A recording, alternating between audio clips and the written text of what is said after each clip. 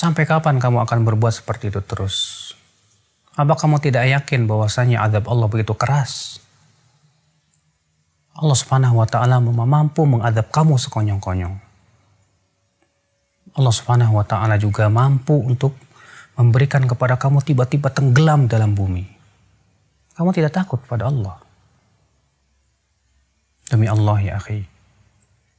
Kalaulah kita sedang berbuat maksiat, kemudian tiba-tiba kematian datang kepada kita, apa yang kamu lakukan? Demi Allah. Jiwa kita ini lemah. Badan kita pun tidak akan pernah mampu untuk menahan azab Allah Subhanahu wa taala. Azab kubur begitu pedih ya akhi. Coba dengarkan Rasulullah SAW bersabda, "Ma ra'aitu manzaran qat." Aku tidak pernah melihat pemandangan afdha yang lebih mengerikan min adzabil qabr, dari azab kubur. Kamu tidak takut dengan azab kubur? Akhi, sesungguhnya azab kubur itu dan kuburan itu adalah merupakan penentu kehidupan kita. Kamu kira setelah kamu mati, lalu kamu dikuburkan di kuburan, kamu akan tenang hidup begitu? Kamu kira setelah kamu meninggal dunia, itu peristirahatan kamu yang terakhir? Kamu tidak akan ditanya oleh malaikat Munkar dan Nakir? Tidak akan dimintai pertanggungjawaban oleh Allah Subhanahu wa taala? Tidak, demi Allah. Utsman bin Affan saja dahulu ketika berziarah kubur beliau menangis.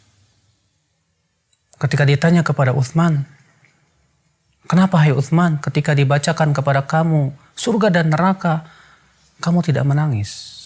Tapi ketika kamu berziarah kubur, kamu menangis?" Utsman berkata, "Kan aku mendengar Rasulullah SAW bersabda,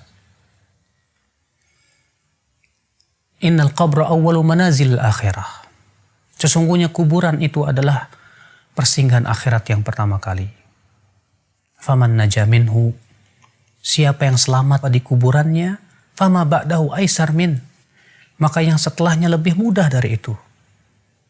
Faman lam yanju minhu, tapi siapa yang tidak selamat di kuburnya, maka yang setelahnya lebih sulit dari itu. Jangan kamu anggap remeh azab kubur. Hidup di dunia hanya sebentar.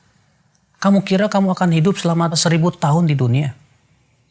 Kamu kira kamu akan hidup terus menerus? Tidak mungkin. Setiap kita pasti mati, akhi. Allah berfirman, "Kullu nafsin dha'iqatul maut." Setiap jiwa pasti akan merasakan kematian. Allah berfirman juga, "Innaka mayyitun wa innahum mayyitun." Sesungguhnya kamu itu akan mati dan mereka juga akan mati. Kamu dan saya sama saja. Kita semua akan meninggal dunia. Ini yang harusnya kita pikirkan bersama. Kalau kita terus-menerus berbuat maksiat dan maksiat dan maksiat, bagaimana kalau ternyata malaikat maut datang menjemput kita di saat kita sedang berbuat maksiat kepada Allah? Apakah kamu kira malaikat maut akan tersenyum kepada kamu? Tidak. Dalam hadis Al-Bara' bin Malik, bahwasanya Rasulullah SAW menggambarkan bagaimana kematian orang yang fasik. Kata Rasulullah SAW, apabila orang kafir atau orang fasik itu hendak meninggal dunia, kata Rasulullah, "Ata'ahu malaikatun sudul wujuh." Didatangi malaikat-malaikat yang wajahnya hitam legam. Mereka membawa kain kapan dari api neraka yang baunya sangat tidak enak sekali. Kemudian datang malaikat maut dengan bentuk yang sangat mengerikan, kata Rasulullah. Lalu ia pun duduk di sisi kepalanya si orang fasik ini dan berkata, "Ayyatuhan nafsul khabithah, hai jiwa yang buruk, keluar kamu." Lalu ia pun dikeluarkan nyawanya, seperti mengeluarkan besi yang berduri dalam kailwon yang basah. Sulit, menyakitkan. Kamu siap menghadapi kematian yang menyakitkan seperti itu? Di saat kita sedang berbuat maksiat, ternyata kematian dan ajal mendatangi kita. Kamu siap? Siapa yang siap? Kita ya semua ingin meninggal dalam keadaan husnul khatimah. Kehidupan dunia bukanlah tempat bersenda gurau. Tapi kita hidup di dunia untuk bercocok tanam. Yang kelak buahnya akan kita tunai. Kita akan tuai nanti dalam kehidupan akhirat, akhi. Apalah dunia? Allah subhanahu wa ta'ala menyebutkan dalam Al-Quran, وَمَا الْحَيَاةُ الدُّنْيَا إِلَّا مَتَاعُ الْغُرُورِ. Tidaklah kehidupan dunia itu kecuali kesenangan yang menipu, kata Allah. Rasulullah SAW pun mengatakan dunia itu sangat hina. Ketika Rasulullah sedang berjalan dengan para sahabatnya, kamu tahu hadis ini? Ketika itu Rasulullah SAW menemukan bangkai seekor kambing yang telinganya putus. Kemudian Rasulullah SAW mengangkatnya dan berkata, siapa yang mau membeli bangkai ini dengan harga 1 dirham?